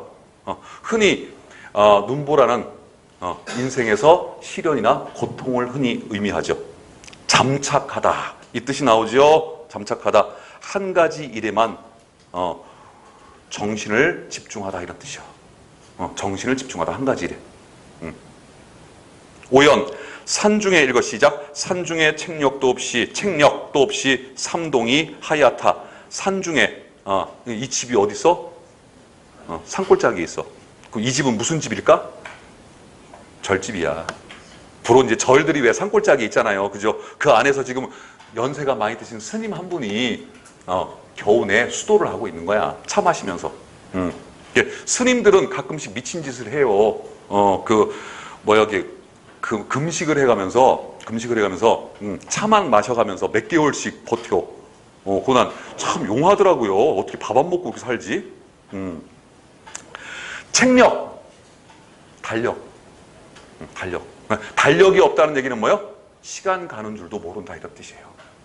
시간을 잊어버렸어 이 양반은 지금. 삼동은 겨울에 가장 추운 겨울을 삼동이라고 그러고 추운 겨울이 하얗게 지나간다 이 말이 생략되어 있는 거예요 실은 의미적으로. 그래서 정답은 4번이 되겠지요. 7번 갑니다. 예, 정의성의 저문강에 삽을 싣고. 정의성 시인에 대해서 조금만 알면 쉬운 문제. 정의성 민중저항시인, 주로 도시 빈민계층, 도시 노동자 계층을 대변하는 시를 썼습니다. 정의성 시인은 원래 서울대 출신이에요. 그런데 지금의 하늘공원으로 알려져 있는 서울 상암동 하늘공원, 그게 난지도잖아. 난지도. 옛날 난지도 쓰레기 매립장이었던 곳. 그 난지도가 쓰레기 매립장이 되기 전에 그 난지도에 사람들이 살았어요. 무호가 이제 학구방집을 짓고, 그러다 이제 박정희 정부 때 그 강남 쪽이 이제 개발이면서 그 상암동은 강 북이야. 강 건너 있는데, 그쪽에다가 이제 쓰레기 매립장을 만들려고 그냥 무대뽀로 불도저를 가지고 싹 다 쓸어버렸어. 거기 살던 사람들이 그냥 아무런 보상도 못 받고 다 그냥 쫓겨났지. 거기다 이제 쓰레기를 매립하기 시작을 했어요. 쓰레기를 몇십 년 동안 거기다 쌓아놓으니까 이게 쓰레기가 산더미처럼 된 거예요. 산처럼. 이걸 어떻게 할 수가 없어. 버릴 데도 없고, 그죠? 그래가지고 그 쓰레기 산을 흙으로 덮었어. 그러니까 뭐가 돼? 산이 됐죠. 거기다가 하늘공원이라고 공원을 만들어 놓은 거야. 그래서 그 하늘공원에 가보면요. 붉은 파이프가 몇 개가 그 산에 박혀 있어. 그게 뭐냐면 그 안에 이제 쓰레기들이 계속해서 지금 썩잖아. 썩으면서 메탄가스가 나와요. 그 메탄가스를 안 빼면 폭발을 해. 그럼 난리가 나, 서울 시내가. 그래서 그 파이프로 메탄가스를 뽑아서 그 뽑은 메탄가스를 그 주변에 아파트에 열 공급을 하는 연료로 쓰고 있어요. 지금은 그걸 하늘공원이라고 서울 시민들이 좋다고 또 가가지고 뭐 억새가 이쁘네 어쩌네. 거기서 보면 그 상암동 그 축구 경기장하고 다음에 그 고척 야구 돔 있죠? 그게 딱 보여요, 그 앞에. 가까워요, 거기서. 합격하면 가보세요. 합격하고 임용되기 전까지는 내 세상이잖아, 그지? 나는 그럴 것 같아. 합격하고 한 임용 1년 있다 됐으면 좋을 것 같아. 그때 놀아야지, 그때 마음 편하게, 그지? 임용돼서 이제 공무원 돼봐. 일 많아요, 생각보다 공무원들.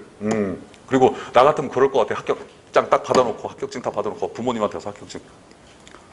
아버지, 저 1,000만 원만 꿔주세요. 왜?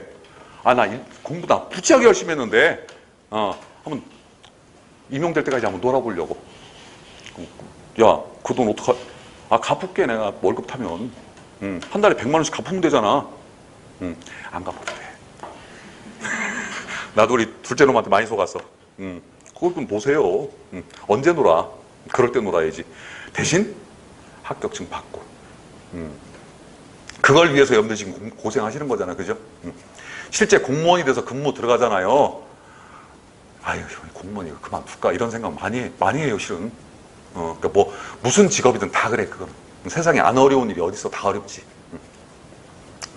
자, 저문강에 삽을 싣고란 제목이 붙어 있죠. 저문강, 저물다. 긍정적, 부정적. 어두워져요. 부정적인 의미. 다음에 삽이 바로 노동자를 상징하는 소재시.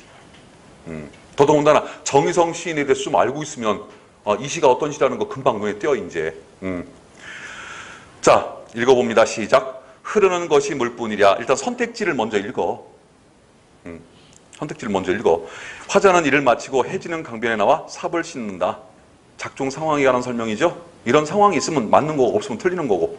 화자는 강물에 슬픔을 퍼다버리고 먹을 것 없는 사람들의 마을로 돌아가야 한다. 이것도 그렇고. 3번 화자는 삽자루에 맡긴 한 생이라는 표현을 통해 자신의 삶을 압축적으로 드러낸다. 이거 맞는 것 같고 제목만 봐도. 4번 화자는 주관적인 감정을 배제하고. 말이 되냐 이게 지금?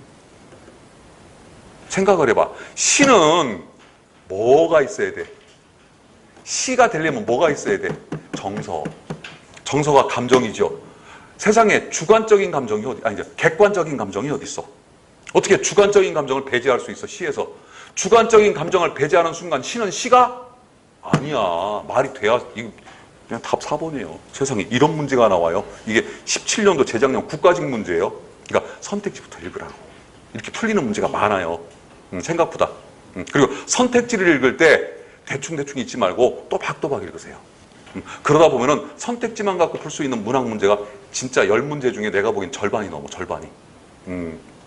자, 뭐 여기 공부하는 거니까, 시 공부하는 거니까 시 봅시다. 읽어봅니다. 시작. 흐르는 것이 물뿐이랴. 우리가 저와 같아서 강변에 나가 삽을 씻으며 거기 슬픔도 퍼다버린다. 연구분이 없지요, 이거는. 그럴 때는 어떻게 읽냐? 마침표 딱 찍혔을 때까지. 1년이라고 생각해. 내용적으로. 흐르는 것이 물뿐이랴. 흐르는 것이 물만이 아니라 우리 마음도 흘러. 이때 물은 바로 시적 화자, 노동자의 객관적 상관물이에요. 물도 흐르고 우리 인생도 흘러가. 자, 다음에 우리가 저와 같아서 뭐와 같아서? 흐르는 물, 강물과 같아서. 그러니까 바로 우리 인생을 뭐에 비유하고 있어? 흘러가는 강물에 비유하고 있죠. 강변에 나가 삽을 씻으며 거기 슬픔도 퍼다. 삽을 언제 씻어? 일 다 끝난 다음에. 삽을 씻으면서 하루 일, 그 고된 노동을 다 끝낸 다음에 삽을 씻으면서 거기다가 뭐 하루 종일 겪었던 고생, 고통 때문에 생긴 슬픔, 마음의 한을 같이 씻어. 같이 씻어. 예. 자아성찰하는 거죠. 성찰. 이렇게 그냥 하루의 피곤을 이렇게 보내는 거예요. 그렇다고 누구한테 하소연할 사람도 없어. 이 노동자들은. 또 어디 가서 큰 소리 칠 수도 없어. 노동자들은. 아침에 현관문을 열고 딱 나오는데, 아니 그 전에 이미 되게 막 시끄럽더라고. 막 무지하게 시끄러워요. 아니 아침 7시에 이렇게 막 시끄러워. 무슨 공사를 하는지 무슨 일이 있겠지. 그러고 이제 출근하려고 딱 나오는데 우리 아파트가 요즘에 페인트 칠을 해요. 그래가지고 저기 계단을 청소하고 그리고 이제 페인트 칠을 하려고 실내도 하시더라고. 일하시는 분들이. 꼭 나한테 고마운 일이잖아. 그죠? 근데 그분이 내가 이제 안녕하세요 인사를, 나는 인사를 먼저 해. 최대한. 어디 가서든. 그랬더니 그분이 아이고 죄송합니다. 아침 일찍 힘드셨죠? 나한테 그렇게 얘기를 하더라고. 말이라도 그렇게 안 했으면 좀 미웠을 텐데. 그래서 아이고 아니라고. 뭐 일하시는 건데 우리한테 좋으라고 일하시는 건데 고생스러우시죠? 말이라도 그렇게 해줘야지. 그죠? 사람이. 그러니까 아침 해 뜨면 나와가지고 저녁 해질 때까지 소위 말해서 노가대지. 노가대. 우리가 흔히 말하는 노가대. 좋은 대학이죠. 노가대. 바로 그런 상황이에요. 지금은 그래도 이 노동하시는 분들을 노가대 하시는 분들 돈 많이 벌어요. 생각보다. 옛날에는 정말 내가 대학 1, 2학년 때 나도 노가대 알바를 해봤는데 벽돌 날르는 거 해봤는데 그때는 정말 비참했었어요. 뭐 돈도 별로 안 주고. 다음에 일이 시작. 일이 끝나 저물어 스스로 깊어가는 강을 보며 쭈그려 앉아 담배나 피우고 나는 돌아갈 뿐이다. 그래서 하루 지친 피곤을 뭐에 그냥 풀어? 담배 한 모금에 풀어. 그래서 쭈그려 앉아 담배나 피우고 요 표현이 바로 뭐예요? 무기력하고 노동자의 무기력하고 체념적인 그런 태도를 표현하고 있는 거죠. 뭐 나랑 비슷하네. 뭐 담배 한 대로 피곤 푸는 거는. 삽자루 시작. 삽자루에 맡긴 한 생애가 이렇게 저물고 저물어서 색강바닥 썩은 물에 달이 뜨는구나. 삽자루에 맡긴 한 생애가 저물고 이 양반이 지금 나이가 꽤 많이 먹었네. 이때 저물다는 나이가 먹었다는 뜻이야. 저물고 저물어서 색강이 무슨 강이 색강이야? 작은 강, 이 무심천 같은 이런 강을 색강이라고 그래. 금강 본류가 있죠, 본류. 한강 본류가 있죠. 서울 시내 가면 한강 되게 높잖아, 그죠? 한강으로 흘러 들어가는 작은 천들이 있죠. 그 작은 천들이 색강이야. 즉, 이 노동자들은 한 번도 인생에서 본류와 같은, 즉, 중심에서 살아본 적이 없어. 사이드에 살아, 사이드 항상. 솔직히 나와 여러분들도 우리 사회 중심에서 살아본 적이 별로 없죠, 그죠? 사이드에 살았지, 우리도. 흑수저들의 특징이야, 이게. 그런 얘기예요. 색강 바닥에 썩은 물이요. 사이드에서 사는데도 불구하고 썩은 물이야. 뭐요? 노동자들의 삶이 그만큼 힘들고 고단하고 한이 맺혀 있음을 썩은 물이라고 표현한 거예요. 물이 썩어가는 것처럼 노동자의 속도 썩어가. 달이 뜨는구나. 예, 그나마도 달은 약간의 희망을 의미합니다. 누구에게나 아무리 고생스럽고 아무리 고단하고 아무리 힘들어도 희망만 있으면 살아가. 여러분들이 바로 그렇잖아. 지금 고단하고 고달퍼요, 공부하느라고. 마치 가끔씩은 내가 지금 뜬구름 잡는 공부를 하고 있는 거 아닌가 이런 생각이 들 때도 있을 거예요. 하지만 그래도 나는 언젠가는 공무원증을 딸 거야. 이 작은 희망을 가지고 지금 공부하고 있는 거 아니야, 그죠? 누구든 희망이 없는 사람은 스스로 목숨을 끊게 돼요. 그러니까 자살하는 사람들이 100% 뭐가 없어서? 희망이 없어서 죽는 거야, 실은. 다음.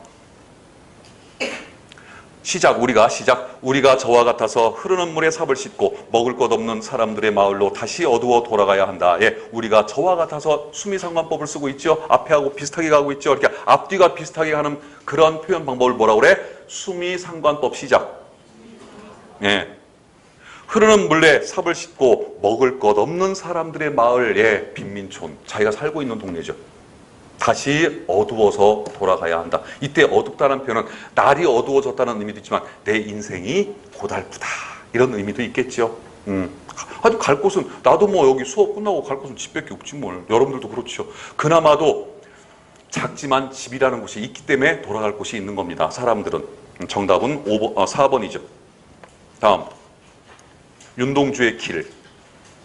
윤동주 그러면 생각나야 되는 게 민족 저항 시인, 다음에 자아성찰, 다음에 기독교적인 희생정신과 박애사상 이렇게 생각이 팍팍 나야 돼. 너무너무 유명한 시인이잖아, 이 시인. 다음에 윤동주 그러면 생각나야 되는 게 이게 생각나야 돼요. 자아성찰, 자아. 네. 자아가 뭐예요, 자아? 내가 자아야, 내가. 내가. 인간의 본 모습이 자아야. 근데 시인들이, 문학가들이 보고 바라보는 자아는 두 개가 있어, 두 개. 하나가 본질적인 자아.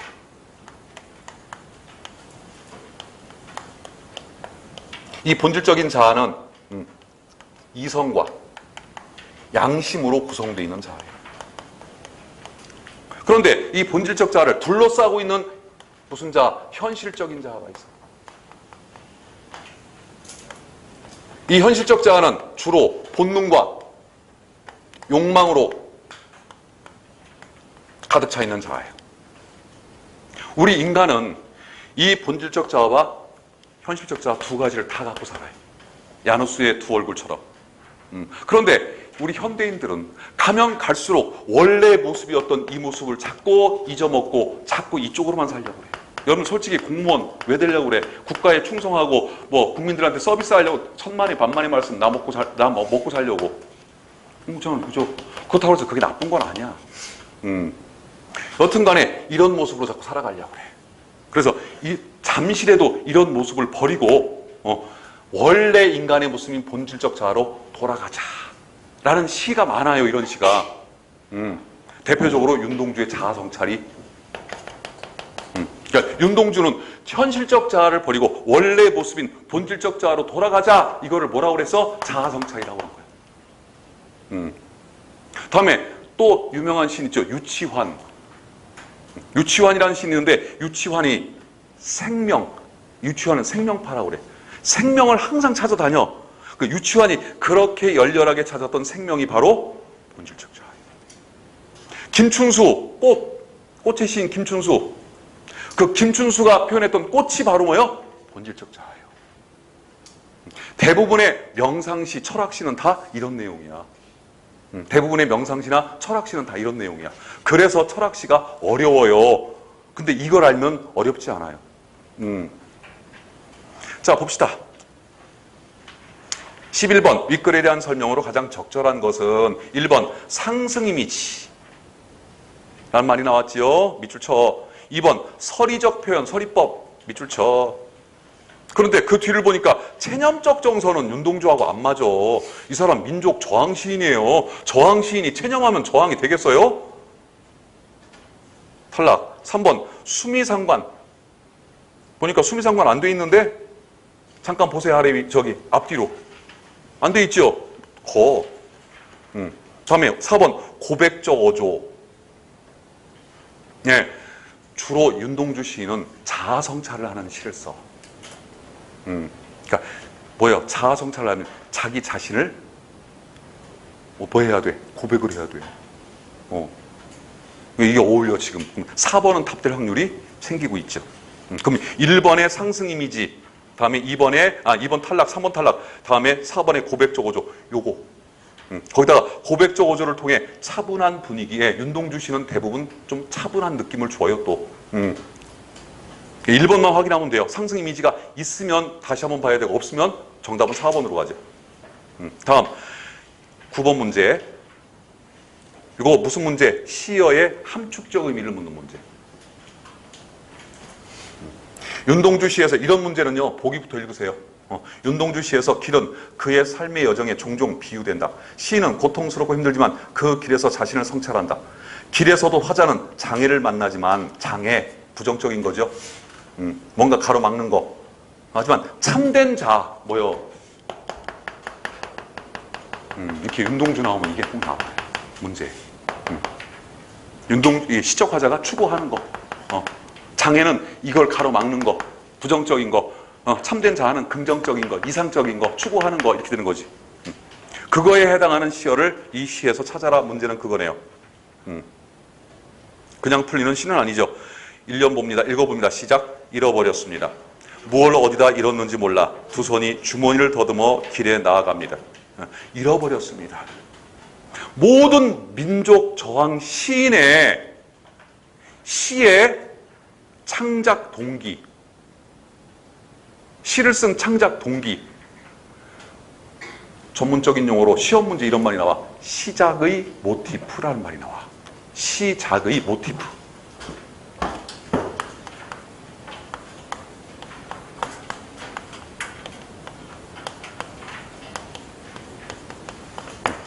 시를 쓰게 된 동기 이런 뜻이에요.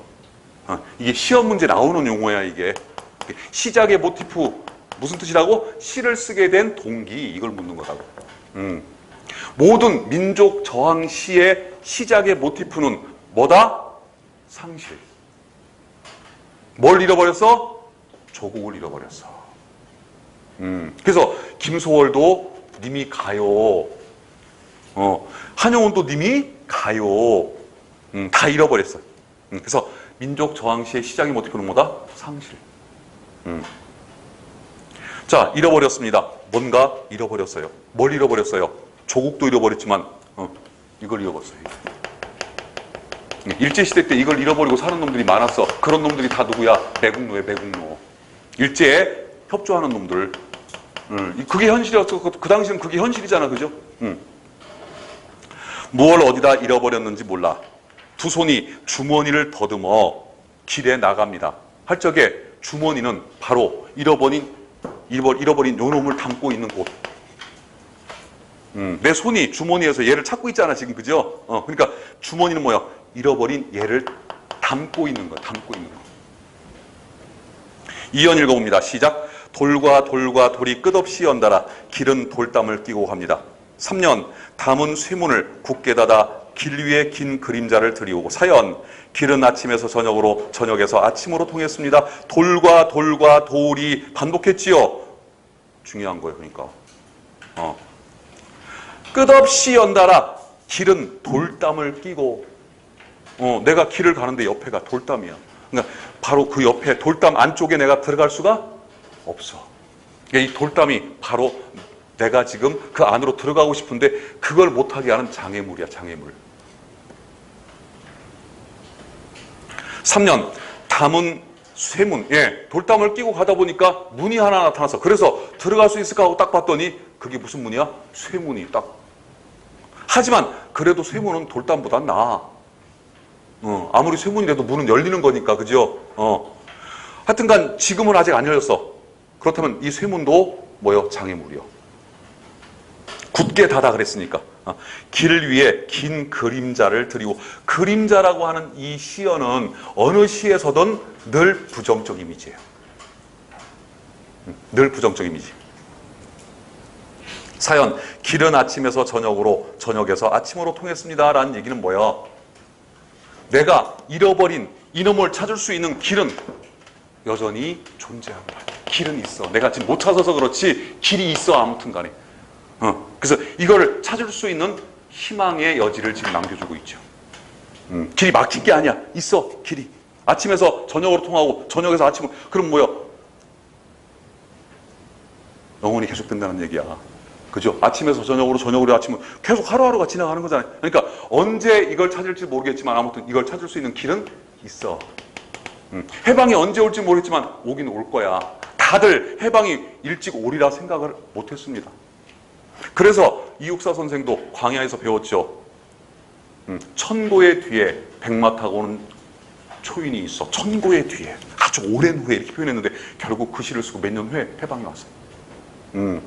윤동주 선생도 아마 자기가 죽은 지 채 6개월도 안 돼서 해방이 올 걸 알았다면 그렇게 목숨줄을 윤동주 선생은 마루타 시험을 당해서 죽었다는 얘기도 있고 또 아사를 당했다는 얘기도 있고 여러 가지 얘기가 있는데 아무튼 광복이 내일 모레야. 그러면 어떻게 하든 버텼을 거 아니에요, 그죠? 다음에 오연.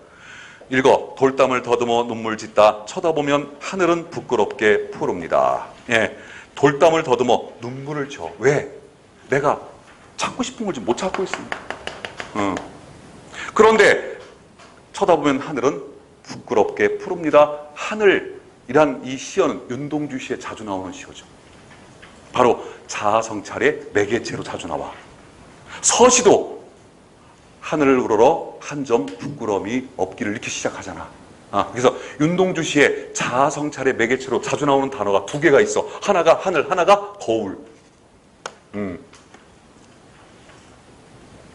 그래서 부끄럽게 이런 단어가 많이 나오죠. 부끄럽다는 단어가 바로 윤동주의 자아성찰을 대표하는 단어입니다. 그럼 윤동주는 왜 이렇게 부끄러워했을까? 윤동주가 부끄럽게 생을 살았어요? 아니야. 윤동주가 학력이 부족한 것도 아니고 지금의 스카이를 나왔고, 그죠? 나쁜 짓을 한 것도 아니고, 어디가 성추행한 것도 아니고, 부끄러울 게 별로 없어. 윤동주가 부끄러웠던 건 그거예요. 많이 배웠어, 자기가. 누구보다도 혜택을 많이 받았어. 그 시대에서 금수저야, 윤동주는. 그런데 대학을 졸업하고 유학까지 갔는데도 불구하고 내가 우리 민족을 위해서 할 일이 없어. 내가 법대를 나와서 판사가 되면 무슨 짓을 하게 돼? 독립투사를 사형시키고 감옥으로 보내는 그런 매국노 짓을 해야 돼. 내가 상대를 나와서 돈을 벌려면 어떻게 벌어야 돼? 일본 놈들하고 결탁하지 않으면 돈 절대 못 벌어. 그런 식으로 그 당시에 지식인들은 그 지식을 활용해서 출세를 꿈꿔보려면 매국노가 돼야 돼. 그러니까 할 일이 없어. 그렇게 안 하려면. 바로 여러분들 현진건의 소설 술 권하는 사회라는 그 작품에도 그런 얘기가 나오죠. 남편이 일본 동경까지 유학을 갔다 온 사람이야. 부인은 초등학교 졸업밖에 못하고 글자도 몰라. 부인은 남편만 무지하게 믿고 있어. 동경 유학까지 갔다 왔으니까 돈 잘 벌겠지. 돈을 안 벌어. 항상 술만 먹고 다녀. 부인이 마지막에 물어보죠. 왜 당신은 동경 유학까지 갔다 와서 돈을 안 버냐. 그러니까 그 주인공이 그런 말이에요. 이 사회가 나를 술을 먹게 한다. 그러지 않으면 내가 견딜 수가 없다.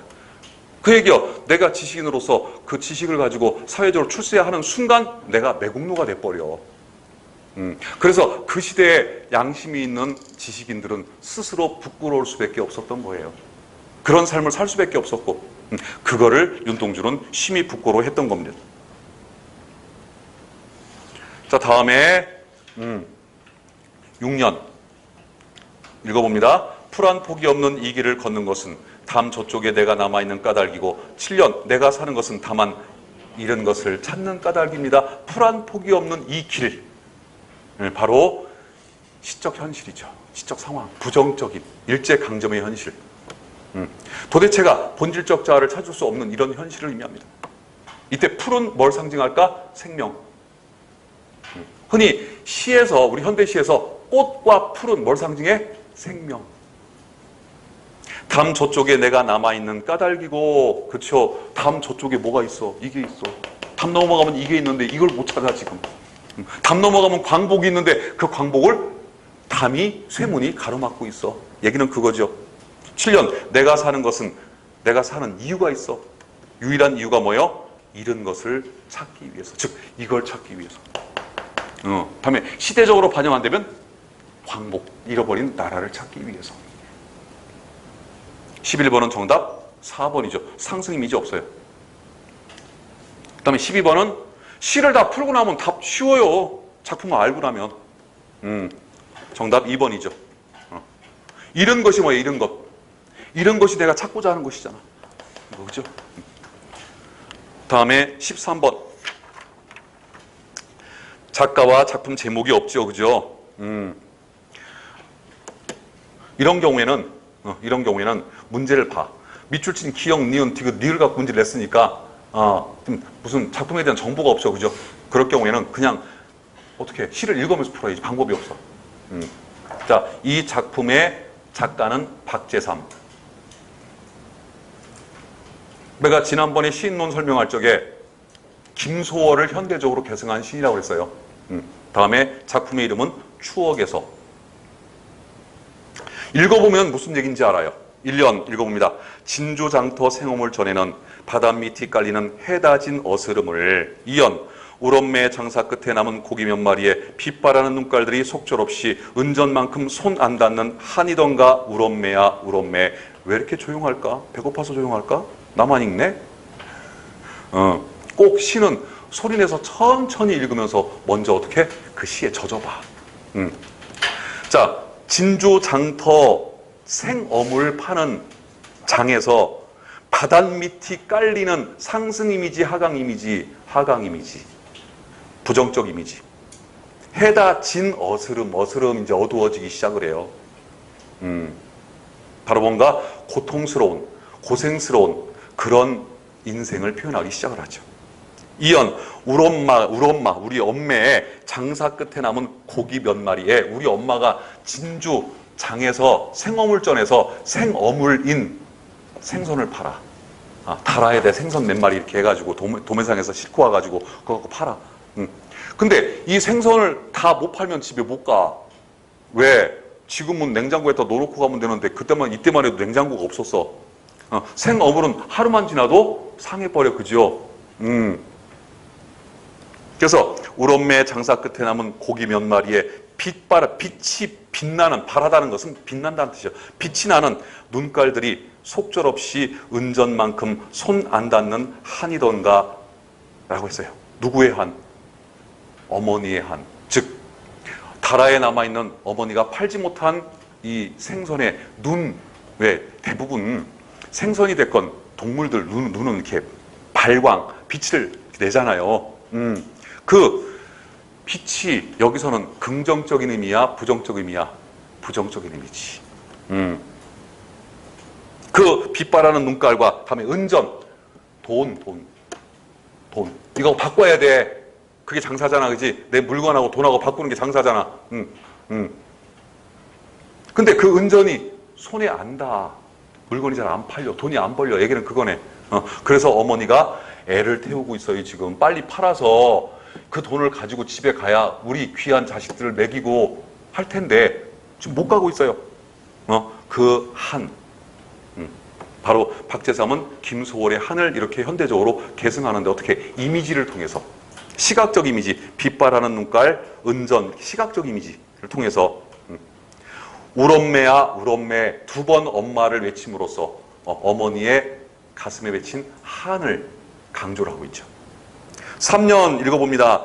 별밭은 또 그리 멀리 우리 온우의 머리 맞댄 골방안 되어 손시리게 떨던가 손시리게 떨던가. 1년 2년에서의 주인공은 어머니야. 근데 3년에서의 주인공이 바뀌지요. 누구로? 그 어머니를 기다리는 온우이로. 저도 어린 시절에 이런 기억이 있어요. 초등학교 내가 한 4학년 때쯤인가? 어머니가 안 돌아오시는 거야. 그때 우리 어머니가 미제 밀수품을 파는 장사를 하셨어. 도깨비 시장이라고 미제 밀수품을 파는 시장이 있어요. 거기서 이제 도매상에서 여자들 잘 쓰는 화장품 뭐 이런 거. 옛날에 우리나라 화장품은 알아주질 않았거든. 프랑스제 화장품을 가장 많이 쳐줬거든요. 그걸 이제 떼다가 가방에 이제 들고 다니면서 경찰들 눈에 안 띄게 왔다 갔다 해가면서 이제 동네마다 다니면서 이제 파는 그런 장사를 하셨는데 하루는 밤 12시가 돼도 12시가 되면 사이렌이 울고 이제 통행 금지가 돼요. 밤새 안 오셔. 그 다음날, 쫄딱 굶고, 밑에 여동생 둘이 있는데, 셋 다 쫄딱 굶고, 그 다음날 나는 학교를 가야 되니까 학교를 갔다가 왔는데 보니까 오후 한 4시가 돼서야 어머니가 오시는 거예요. 그 다음날. 되게 막 화가 났어요, 내가. 어머니 사정도 모르고 어리니까. 배도 고프고 춥고. 나중에 얘기를 들어봤더니 어머니가 자정이 넘긴 걸 모르고 장사를 하시다가 잡힌 거예요, 경찰관한테. 통행금지로. 잡혀가지고 잡히면은요 그대로 구치소로 가버려. 경찰서로 가가지고 그 다음날 오후 2시가 되면 직결 심판을 받아. 법원 가가지고 그러면 벌금 얼마를 내든가 돈이 없으면 3일 동안 구치소에서 살던가. 근데 마침 그 전날 벌어놓은 돈이 있으니까 그걸로 하여튼간 3일을 살면은 3일 동안 자식은 못 보잖아. 그러니까 일단 어제 번 돈으로 벌금을 내고 왔는데 그게 어제 번 돈 전부 다야 거의. 그때는 그거 이해가 안 갔어. 왜 그렇게 늦게까지 장사하다가 왜 그 경찰관한테 막 끌려가냐고 내가 이렇게 화를 좀 냈는데 나이가 먹으면서 그 생각을 해보면요. 참 내가 잘못했구나. 어린 마음에. 왜? 엄마가 없으니까 밥도 못 먹고 어린 놈이 배고플 거 아니야. 내 배만 생각한 거야. 어린 시절에. 그래서 이 시를 읽어보면은 그런 내 추억이 또 같이 떠올라요. 그래서 참 이해가 잘 가는 시입니다. 별밭은 바로 집. 흔히 시에서 현대시에서 별은 이상, 꿈 이런 걸 의미해. 이상. 어머니의 이상향이 어디야? 집이지. 집. 자식이 기다리고 있는 집. 그리 멀어. 우리 온우의 머리 맞댄 골방 안 돼요. 우리 온우의 머리 맞댄 골방 안 돼요. 네. 우리 온우이가 조그만한 방에 있어 지금. 기다리고 있어. 손시리게 떨던가 손시리게 떨던가. 그래서 3년에서는 어머니를 기다리는 우리 온우이의 어린 온우이의 모습을 묘사하고 있죠.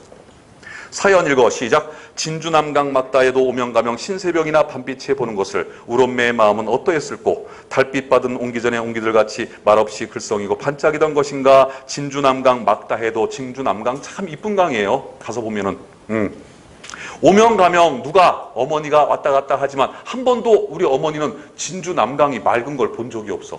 왜? 해 뜨기 전 껌껌할 때 나가서 해 지고 껌껌할 때 돌아오니까 항상 어두운 강만 본 거야. 깜깜한 강만. 맑은 강을 본 적이 없어. 신새벽이나 밤빛에 보는 것을 우롬매의 마음이 어떠했을까요? 참 한이 맺혀 있겠지요. 달빛 받은 옹기전에 옹기들 같이 달빛을 받고 반짝반짝 빛나는 옹기 같이 말없이 글썽이고 반짝이던 것. 이때 말없이 글썽이고 반짝이던 것은 뭐예요? 어머니의 한 맺힌 눈물이 되겠죠. 눈물. 적절하지 않은 것. 4번 어머니의 고달프고 한스러운 삶을 견디는 희망이 아니요. 한이요. 한. 다음 14번 갑니다. 자, 정지용의 향수에서 밑줄 쳐놓고 표현 방법을 물어봐. 표현 방법 물어보면 뭐 생각하라고? 역설, 반어법 또는 공감각적 표현 등 비유의 방법이 3가지 생각하라고 그랬죠. 보니까 금빛 게으른 울음을 우는 곳. 이거 우리 공감각적 표현 예문에 있었던 거야 이게. 자, 원관념이 뭐예요? 울음. 웃음과 울음은 무조건 청각적 이미지야. 선생님 그게 왜 청각이에요? 시각이지. 웃는 모습이 있고 우는 모습이 있는데 나도 그렇게 생각을 해봤는데요. 사람이 나이가 먹을수록 웃는 모습과 우는 모습이 비슷하대요. 소리로 구분해야 된대요. 그래서 울음이 원관념 청각. 그런데 그 울음이 무슨 빛깔이라고? 금빛이라고. 금빛. 그래서 보조관념 시각. 그래서 청각의 시각화. 1번 어느 집 담장을 넘어 달겨드는 이것은 치명적인 냄새. 이때 냄새는 후각이요. 근데 후각이 어느 집 담장을 넘어서 달겨든대. 시각적으로 표현하고 있죠? 후각의 시각화 공감각적 표현. 2번, 멍석 위에 나란히 잠든 번들거리는 몸 위로 살짝살짝 늦가을 햇볕 발 디디는 소리. 햇볕 원관념 시각이죠. 근데 햇볕이 소리를 낸대. 발 디디는 소리를 낸대. 청각이죠. 시각이 청각화 공감각적 표현. 나는 한 마리 어린 짐승, 젊은 아버지의 손으로 옷자락에 열로 상기한 볼을 말없이 부비는 여기는 공감각적 표현이 없네. 4번, 피아노에 앉은 여자의 두 손에서는 끊임없이 10마리씩 20마리씩 신선한 물고기가 튀는 빛에 꼬리를 물고 쏟아진. 이거 뭐지 이거? 어떤 여자가 피아노에서 회를 뜨고 있나? 뭐 하자는 얘기야 이거 지금? 아니 피아노에서 피아노 여자가 피아노 앞에 있는데 갑자기 막 물고기가 막 튕겨서 올라와요. 이게 무슨 얘기야? 이 작품은 전봉건이라는 작가가 쓴 전봉건 피아노란 시인데 전봉건 씨는 이 계보가 어떻게 되면 정지용의 제자가 김광균, 김광균의 제자가 박남수, 박남수의 제자가 전봉건 이렇게 가요. 이미지 시의 계보야 이게. 전봉건 정도만 오면은 이제 이미지를 표현하는데 어떻게 굉장히 실험적이고 굉장히 낯설게 표현을 해요. 이해가 잘한가 처음에는 무슨 얘기인지. 무슨 얘기냐면 피아노 앞에 아름다운 여인이 앉아서 피아노를 연주를 해. 그 연주를 할 때마다 건반을 누를 때마다 뭐가 튕겨져 나와? 아름다운 선율이 튕겨져 나와. 그건 청각적 이미지, 그죠? 근데 그거를 아름다운 선율을 뭘로 바꿔서 표현해서 팔딱팔딱 뛰는 생명력이 넘치는 물고기를 표현을 하고 있어요. 그러니까 시 전체가 어느 부분 특정 부위가 공감각적 이미지가 아니라 이 시는 시 전체가 다 공감각적 이미지야. 그래서 찾기가 힘들어 원관념, 보조관념을.